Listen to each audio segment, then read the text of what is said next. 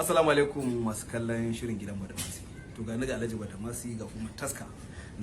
Kuma muna murna da sanar da ku wannan fim ɗin da kuke jaddadawa ko kuma san ku kalla.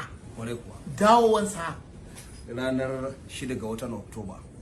Wannan wata da zai riske mu kenan insha Allah. Insha Allah wannan lokacin akwai nishadantarwa, akwai darussa na hakkin iyaye ga 'ya'yansu, hakkin 'ya'ya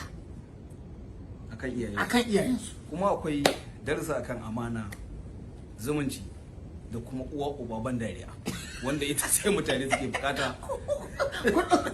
Kar ku bari a baku labari kwarai ko domin na san kowa na jira. Gidan Badamasi kashi na 5 yana nan zuwa. Muna godiya da bibiya da kauna da ake nuna mana. Allah ya saka da alheri. Sai mun haɗu ranar 6 ga Oktoba. Allah ya saka muku da alheri. Ranar Alhamis da karfe 8 na dare a tashar Arewa 24 da kuma maimaici ranar Juma'a a karfe 9 na safe. Ka kuma wanda suke so su ci gaba da kallo za su iya bin mu a YouTube channel din mu mai suna Dorayi Film. Yawa, Dorayi Film. Aje a kalla. Yawa. Assalamu alaikum.